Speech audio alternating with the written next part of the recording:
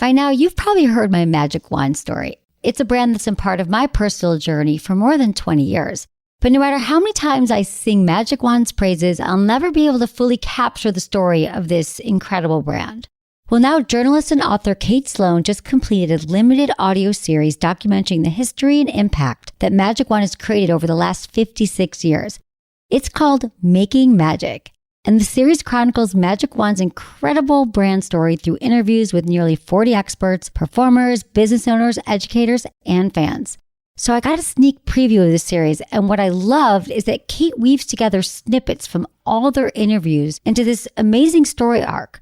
She covers Magic Wand's journey from appliance store massager to its legendary influence on culture and sexual independence, and it's all just fascinating. The first episodes of Making Magic are available now at makingmagicseries.com or on all popular podcast platforms. Just search for Making Magic or visit makingmagicseries.com today.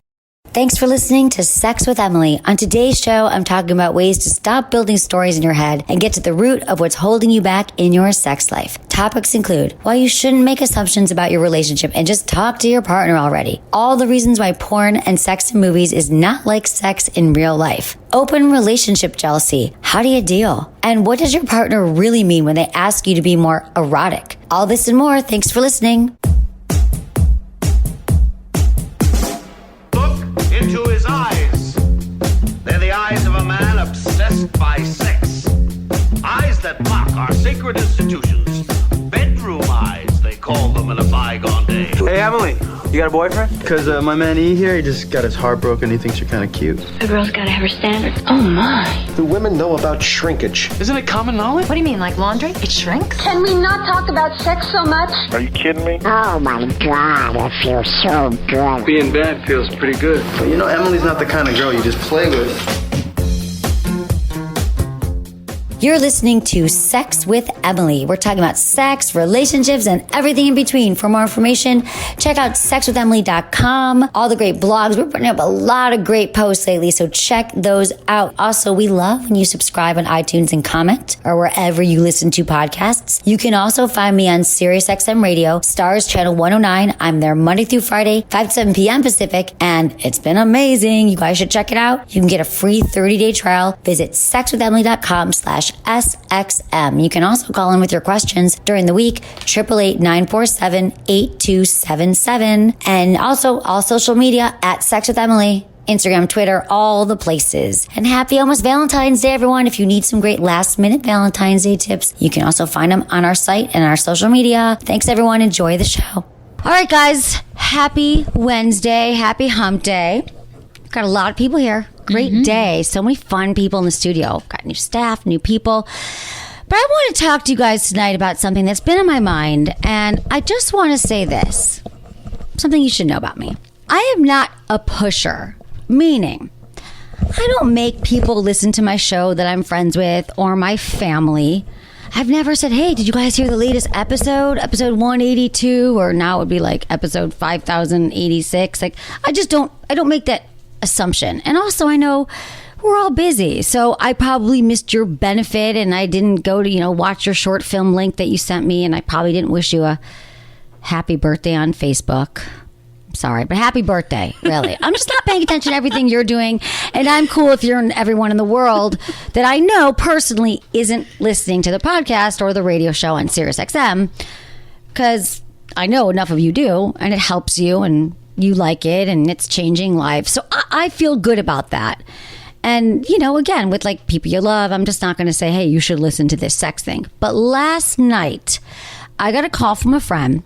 I got back from dinner, and she called me, and it was pretty late. It was like 10 o'clock. And she's like, Emily, you should really talk about couples and connection on your show more. You should talk about how couples can learn to connect again. And don't just tell me to like buy a vibrator and to buy lingerie and do something. I'll give more blowjobs to my husband. We've been together 20 years and 15 years. We have 3 kids, and I just think that you need to talk about that. And I was like, back up. What? Have you listened to the show? Because all I'm thinking is, weird. That's not all I talk about. I know that's the perception. She's like, okay, well, I've listened to like 2 episodes. Oh my God. I was like, 2 episodes out of literally 5,000 podcasts, and how many we've been doing on Sirius since November. We've had a lot of shows, like 10 hours a week. I mean, I can't even add it up right now. You don't even get that many blowjob questions. No, to be I honest. don't. Well, exactly. And that's the thing that pissed me off, because I actually, last night, we got our first like specific, how do I spice up my blowjob question, which, don't get me wrong, we could all stand to learn a new tip or two. But for all the years that I've been talking about, sex, and I've had this podcast called Sex with Emily, I understand that it's come with this stigma of sorts, which is definitely lessened over 14 years. But I think that people, do make assumptions around it. Like, oh, even my mom was like, I tell all my friends, this is, she's a little better now. You have a show about relationships. And I think also, maybe you go to our website, there are a lot of sex toys and stuff like that. But it just like pissed me off. I was like, sweetie, listen, I can help you. So she said, well, what about the people like me who have been married and we just never want to have sex with our partners anymore? I mean, I want to know how to want to have sex with them, but I don't think it's more blowjobs. I was like, okay, sweetie, why don't you guys come to my house this weekend, sit on my couch, and I'm going to talk to you guys about how to really, really connect. She's like, fine, but I'm not using a rabbit or a squid. A squid? There isn't a squid vibrator, but maybe, maybe there could be one day. She's like, you should just be like Oprah. You should be like Oprah. I'm like, I am like the Oprah of sex. She's like, okay. I want to know how to connect. And I just thought people make assumptions around sex, and this has been happening for a really long time. Like when I first started, I remember I had an agent at the time, and they were like, oh, God, Sex with Emily, that's a great name. What a great brand. Too bad you're going to have to change the name. Why? I was like, right. I was like, why? And he's like, well, no one will ever sponsor a show like that. And it just, it's sex. I mean, this was 14 years ago, but it turns people off. I was like, I'm never changing the name. This is what the show is about. So this is where it is. This is what I'm doing. And I just was really feeling like I know, there's so many people that listen to the show every night in Sirius. We have millions of listeners to the podcast every month. And I thought to myself, God, I really would wish that the people that I am closest to, my closest friends, did listen more to it, because I know that I could help them. And of course, if they call me, I'm happy to help.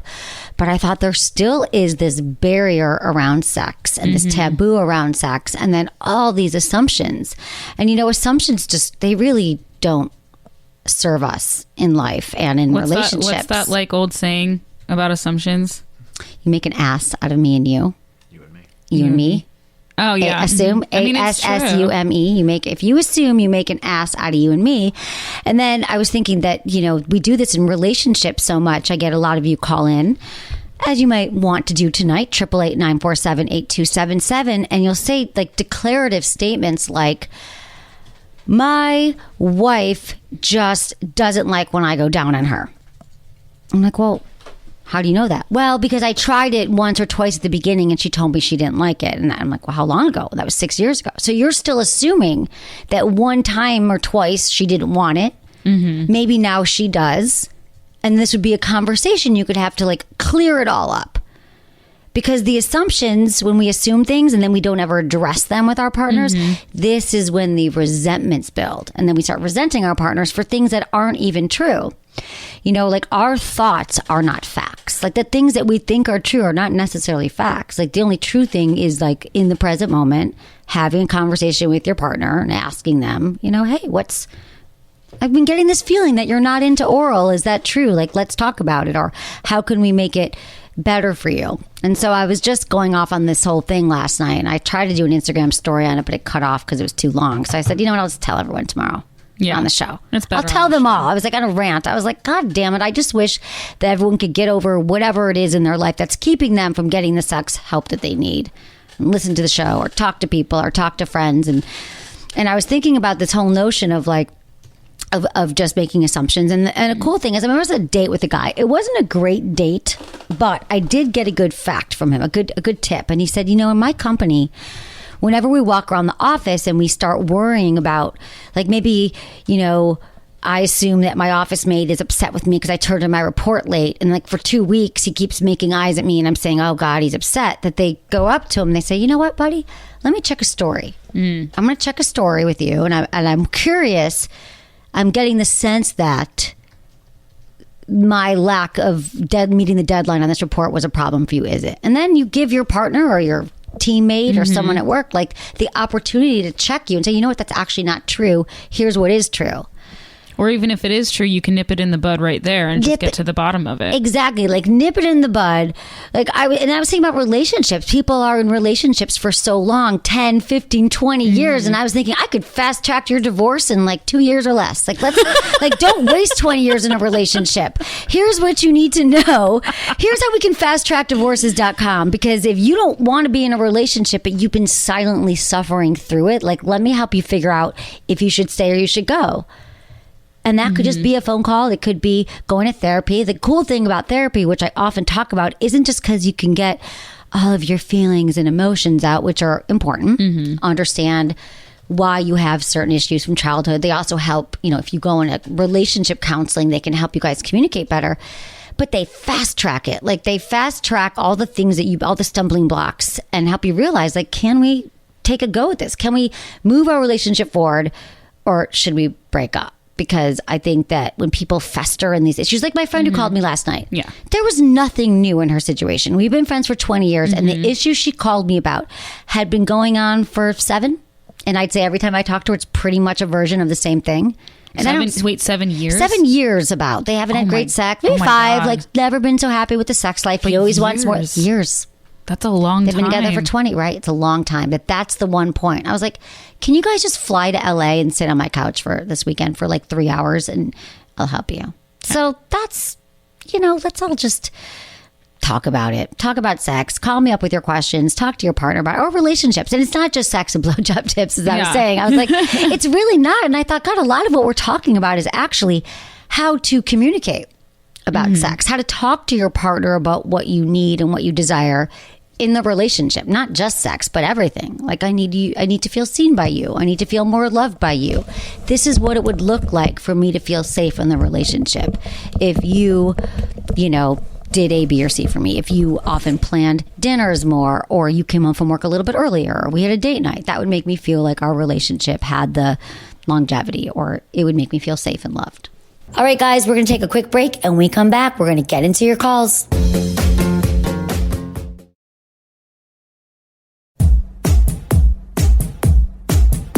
All right, we have Nate, 30, in New Jersey, and he's got a porn question. All right. Hey, Nate. Hi, Emily. How are you? Great. What's going on, Nate? Okay. Happy Monday. So I didn't do enough research on this. That's why I'm calling you. Sure. I just wanted to know, this could obviously get in the way of many relationships. How authentic is porn? Meaning, I can't get anal to save my life. She never wants to do it. And you see these girls on porn, they're getting like 2 penises at once. Oh, God. That... And then, no, Nate. And then they're swallowing cum like it's soda and like it's not real cum, by the way. That. Okay, so Nate, this is my favorite question. I'm so glad you asked this question because you have to remember this, that porn, there's nothing in it that's real. Like literally it is not real. It is script, it's entertainment. It's created, for men's enjoyment, for men's pleasure. This is why sex is really messed up right now. And you know me, I'm always like, porn's cool if you're in a relationship or on your own. If it turns you on, that's great. But porn should never, ever, ever be taken like technically how you should learn how to have sex. So that's where I come in. That's where there's some great books out there and you can read about, but no, porn, women don't all love anal at all. When you see all that she's swallowing pounds of semen and it's all fake. It's not real semen. It's all props. Yeah, really. Really. I'm not saying some of it's not real. I'm telling you, we should probably get some more porn stars on the show. It's been a while. Like they will tell you. So it's great they get turned on by it, but I don't want you to be disappointed by the women that you're with, Nate, because they're not acting like the girls in porn, because those women are paid actresses. They get paid to do certain things and to do certain moves, but it's not real. Okay, thank you so much. Yeah, you're so welcome. Bye, Nate. Thanks for calling. Hate to burst his bubble. He sounded kind of bummed. But right? No, he's like, God damn it. Yeah, I thought when I had sex, the invited a woman over, she'd show up with 6 friends and there'd be an orgy. I feel like Nate... brought up a really interesting topic. He did. I like it. Nate just called and he brought up a really interesting topic. He wants to know if porn is real Like, do women really love drinking supersized gulps of semen? It's the new flavor at 7-Eleven. Right. Oh, God. I mean, some women I think women enjoy all different kinds of things, but not the gallons and gallons you see in porn. And I can tell you that not all semen that you see in porn is actually real semen, just like fake blood in the movies, I think you just like gore blew scenes. so many people's minds with that. I know. So people will assume that everyone is having a real orgasm in porn. I mean, maybe they think, I understand why people would think that. They do a good job at making it seem like it that. seems just like an orgasm. So shout out to the production value. Shout out. Good production value, but not real life. Like, that's what I always say when people grow up watching porn and that's how you've learned about sex, or you've watched it on TV. This is what we're trying to unlearn, all the things that you are, in air quotes, learning from porn. I think porn is great for titillation, for inspiring, for figuring out maybe what turns you on, or fantasies, or maybe what you don't like. But I really, really think we need more realistic sex on TV and in film. Even if you're not watching porn, I believe that we've all gotten so used to the way we see sex portrayed in movies and television. And it's like two people get into bed, maybe they make out for a second, and they fall into bed as the sun's setting. The bed's perfectly made, and they get there and there's no foreplay. Like, you never see foreplay in movies, or like awkward taking off the clothes. Or maybe if you do, that it cuts right to the post scene where they're both like having orgasms in unison or something. But we don't see all of the what goes into sex, or the fumbling for a condom, or getting lube, or, you just really see two people like exploding in ecstasy. And I just think that, I know that I didn't grow up watching a lot of porn, but I thought in movies, like, woman gets on top or man on bottom, the penis goes in vagina. We're talking about hetero sex here. And there's an explosive orgasm, and that there's something wrong with me, probably because I'm not having an orgasm. Just through intercourse, even like most women. Yeah, even with like like same-sex stuff encounters. Isn't real either. Yes, because there's this show that I absolutely love called Queer as Folk. Yes, I love that show. It's so good, and like there's a lot of really hot sex scenes in there, but it's like I never see any lube, I never see any condoms. It's all like it's just so fast and so quick. I'm just like, right, there's no way that he just stuck it in exactly without warm any up lube. Right.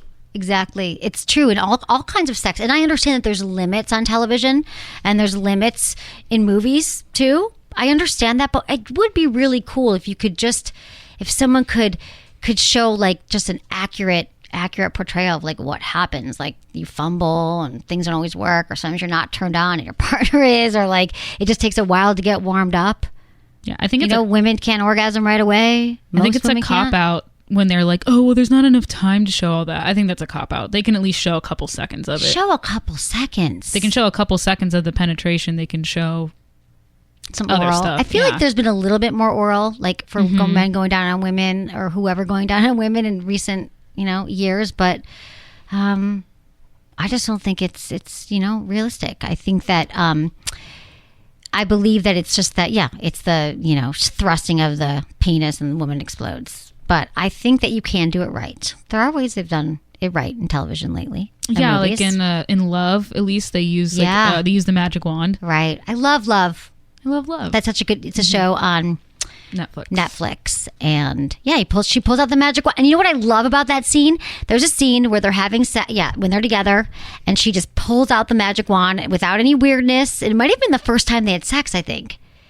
It was a very early on scene, and she's like, yep, I'm using my toy, which is just how I wish that, I love that. Like that women, a lot of women, I'll remind you, maybe we even talked about this today, or maybe even in the new year, that only 20% of women orgasm during intercourse alone, because no fault of the penis or fault of whatever else is being inserted. It's because we lack clitoral stimulation. We just don't get enough clitoral stimulation or warm up. So if you can show that, if you can do that, if they could show that in movies and warm up, foreplay. There's this movie you should watch called Sleeping with Other People. That's also on Netflix, and they do have a couple scenes. One, there's a scene of the main dude, and he's having sex with this chick, and they're going at it like all over the place, all over the room. It's crazy. And again, in between that, they showed so many different scenes, yet they didn't show any foreplay. I'm just saying that's a part where they could have slipped it in. No pun intended. And afterwards, he's like, oh, that was amazing. Like, how was it for you? She's like, oh, yeah. He's like, well, did you orgasm? She's like, well, no, but I don't really orgasm from sex. Like, don't take it personally. And it was such a real moment, Right. though. Like, that moment in of itself is so real. Because she's like, don't take it personally. It's just, that's what it is. And then there's another scene later where the main chick is having sex with someone else. And she's, like, teaching him, like, how to, like, touch the clitoris. Right. And it's like she has, like, this amazing orgasm. And it's like, see, that's why. Right. When you teach it right, exactly. That's why. It's the clitoris. And I think that isn't that funny that that's so revolutionary that a woman laid over and said, oh, no, I don't come through penetration. Like, we never see that, but only 20% of women do. But yet, since the beginning of time, that's all we've ever seen. I want to see more of that.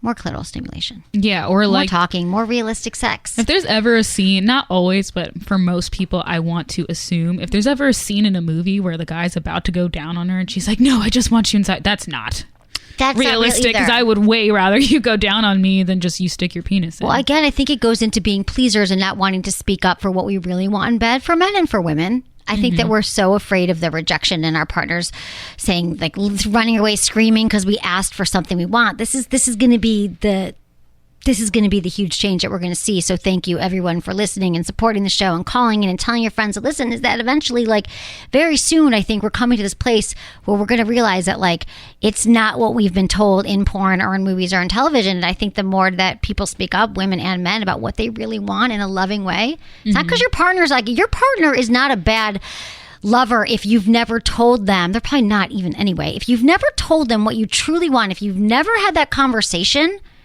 ever about, like, what actually feels good to you, and even if that conversation goes something like, you know, I'm not really sure what I like. I know that penetration doesn't do it for me. Let's figure it out together. How great would that be? But what, like, let's figure it out. You're not broken. There's nothing wrong with you if you're not having pleasure the way you've seen it on television or the way you expect in your mind you should be having the pleasure. Let's talk to Mia. She's 37 in California, and she said her husband wants her to be more erotic, but she doesn't know how. Okay, let's talk about it. Hey, Mia. Hi, Emily. Hi. Tell me what's going on. So, been married for about 7 years, and the other day after having sex, my husband texted me and said, thank you for for wonderful sex, and it was so erotic, but I don't find it that it was erotic, but I think maybe he is hinting that he wants to have me go to that level of erotic, but I don't even know where to start without scaring him or Googling it. Well, wait, okay, so Mia, so he said to you, thanks for that sex, it was so erotic. And then you read it as a secret message where he didn't really mean that sex was erotic, that you should be more erotic. Yes, because that's a word we've never used in our texts. So it's a brand new word. So erotic, I mean, here's the thing. First of all, no, it's such a good question, Mia. And so that's interesting that he used that word. You're right. You guys have been together, you said 7 years? And he's never said it. So you got to go back and say, tell me what was it that was so hot about it? I mean, yes, I loved having sex with you, but what stuck out for you as erotic? And then have him tell you. And so that's one thing, just to find out what he means by that. But erotic means something that really, this is just like talking about kink. You kind of get to decide for yourself what is erotic. But erotic can be kissing the way that you guys, maybe you kiss differently. Maybe you slowly, took his clothes off or went down on him or you talk dirty. That could be erotic for people. Or usually it's when, I like to think of it as things going a little bit like maybe slower or a little bit more like, dirty talk or something. Was there anything different about that one time that you remember? Well, I actually thought he was being more aggressive and erotic because he has been working out and he lost about 20 pounds. So he felt more like into it and passionate because we haven't done that in a while. So I'm thinking maybe he felt erotic and he used the word erotic. Yeah, I think felt that he was. That's exactly what it probably was. He probably feels like really good in his body and he like was rougher or took control. And how did you feel about it? Yeah. Did you think it was hot too? I was like a new guy. See, that's amazing. Yeah. So Mia, that's to him, that's erotic. Like, so to you, do you have any like fantasies or anything that you be into that maybe you haven't tried yet? Oh, definitely. Yes, the whole handcuffs kind of thing and stuff like that, which we've talked about it, but I think it might be a good time to bring it up. Yeah. I mean, Mia, this is so great because I think it sounds like he's ready. Like he's like, oh my God, that was so hot. So what I love about this is like, you don't even, the conversation's almost already started. Say, yeah, that was erotic, or tell me what was the most erotic part for you. And then you could say, we've talked about handcuffs, and then you guys could go shopping together. Yeah. And that's so fun. You guys could go to a sex toy store near you. You're in California. I don't know where you are exactly, but like there's a lot of great stores here. You could, go to our website if you want to shop online. And then you like order cuffs, and it's really fun to get those in the mail and then play with them. Get some blindfolds, get some massage candles. Massage candles to me are super erotic because, you can each give each other a massage. The regular candles, you blow them out. You pour them on your partner. It's like oil that's not waxy or hot. I mean, it's amazing. So to me, this is exciting. And I think it's just a matter of you guys figuring out what erotic means to both of you. Yes, the other night you were talking about ask your spouse or your partner 3 questions, or these questions about sex but not in bed. I think it was something to the extreme of what is your fantasy or a desire, so we can open that conversation. Yes, exactly. That's what you should, what is your fantasy? Okay. What's your turn on? What are 3 things that you want to try, what are 3 things that you've been fantasizing about? It's like called a sexual bucket list. Okay. And you guys could each write 3 things down and then exchange it. And then you get to prioritize it. And then you're like, Saturday night, we're doing the cuffs. And then we're going to read erotica together in the bathtub. And then we're going to, I'm going to give you a massage with a candle and then ice cubes. So we're going from hot to cold. You guys get to decide together. So I know the conversation seems like, oh, how do I have it? But really it's just like, yeah, that was erotic. And let's do this too. Or let's talk about sex. And then you're going to the whole world's going to open up for you. Your whole sexual world.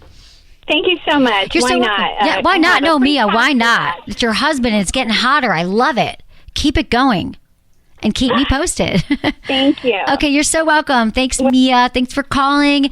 Okay, we're going to talk to Brian, who's 29 in Canada, and he has an open relationship question. All right. Hey, Brian, thanks for calling. Hey, Emily, how's it going? Great. Tell me what's going on.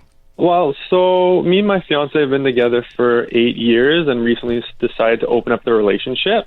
And we talked about it for months and months and made rules and did all the things you're supposed to do. Great. And now when it's getting down to the nitty gritty, we decided to try at the beginning to go on dates on the same nights. Okay, that makes sense. Kind of, try and balance it out and get used to things. And now, of course, tonight when we are supposed to both go on a date, mine canceled. Ooh. So now I'm at home. Brian! Hanging out with the dog. And no backup plans. And it's tough. Oh, Brian, so, I'm with you right now. I'm feeling you. That's hard. Yeah. So I was I trust her and we have rules and boundaries. And I don't think she's going to go past those or anything. It's just hard to let your mind wanders and all that kind of stuff, right? So, Right. Well, I think this is a great... Yeah, no, thanks for calling because we're here for you. I feel like I wish we could hang out with you all night just till she comes home so you don't let your mind wander. I wish I could do that, Brian. That is a tricky one. I'll listen to you all night. Okay, good. No, but Brian, this is going to be, this is going to give you some time to sit and think about it. But I also think, the more you could keep yourself busy tonight, do some things you want to do, watch some movies, watch television and not let your mind go to the negative places. So, what are I guess it's important to think about what are your plans for when she comes home? Tonight. Right, that's another thing that gives me anxiety, right? It's like when she comes home and I'm like, okay, what happened? And then she says, oh, XYZ. And then I go, oh, well, I didn't do any of that stuff. Does she know your date canceled? Yes. Okay. So what are your boundaries? Did you have boundaries what are the boundaries? Could she have sex tonight? Intercourse? Boundaries are no penetrative sex. Okay. Yeah, but everything else is kind of fair game. And tonight was kind of the night where we had been on few week dates and some other kind of little dates before, but tonight was kind of the night where we were going to go and stay out all night type of thing. Right. Oh, God, yeah. Brian, I'm just killing me right now. Well, just know that your time is going to come. You'll have a date next week or it'll happen. But right now, I think it's right now you're in that jealousy phase. You're like, she's out and how am I going to react? But the truth is, even if you went out tonight, Brian, you could have gone out with someone and there wasn't this woman who canceled. But let's say you went out and there wasn't a connection, but she came home and she had this amazing night, amazing connection. She can't wait to see this guy again. So this is actually, maybe this is a good thing because this is going to happen anyway. Like that could have totally happened and you might have come home and had a bad date and that could suck too. So I think that there might be a way just to ask her calmly, like, how was her night? And maybe there's a way to let that information turn you on. Maybe there could be some fuel that actually gets you aroused when she's telling you about what happened. That, that's one thing. You could, I think that just, you don't want to blow this out of the water because the thing is, you guys have done all the right things. It sounds like you've set the boundaries, the rules, you've talked about it. You went slow and had dates during the week. Truly the only bummer is that tonight your date canceled, but that doesn't mean that you have to throw out the entire open relationship plan because of this one, snafu. Of course. So I think either you could. It's just hard sitting here. I know. What could you do tonight? Is there anything like watch some movies? Well, I'll be on for another hour. Yeah. Yeah, it's a good test though, right? It's a good test of, we're doing the right things. We did the right things. And there's going to be other times where her date cancels or I don't have a date. This is what I'm saying. And as this evolves, we're planning on hopefully doing it for the long term. So, I mean, it's a really good test. Stage. Yeah, it's throwing exactly it. This is a test. This was going to happen anyway, and that's why you guys just continue to talk about it. And a lot of people in open relationships have a lot of bumps in the road early on, and so I think that that's where you do the learning. And then after a few months or a few years, they're like, oh yeah, we got over that. We worked through all the kinks. So I just think it's a great test, and it sounds like you've been with her for 8 years. She knows you. She probably knows what you can handle, and I think that the biggest thing is a little bit of FOMO right now, but just don't let this disappointment, when something happens, like I'm just trying to think of like when you miss a flight and you're really excited for a trip and then you miss a flight and then all your friends are somewhere that you're supposed to be there and it's really painful because you just can't, you know what I mean? You can't stop it, but you miss missing a party so that's all it is. Like this isn't isolated for a few more hours incident, or maybe she'll be out tonight. I don't know, but it's not, don't let this ruin the entire foundation that you guys have laid out for you. So as long as you keep your head in this game, and I'll be here with you for another hour. So. All right. Sounds good. Okay. Let me know how it goes. Call me back on Monday. You're going to be fine with this, Brian. All right, thanks, Emily. Be strong. Thanks, Brian. Thanks for calling Sex with Emily. Thanks, everyone, for listening, and to my amazing team, Ken, Samantha, Julia, Michelle, producer, Jamie, and Michael. Was it good for you? Email me feedback@sexwithemily.com.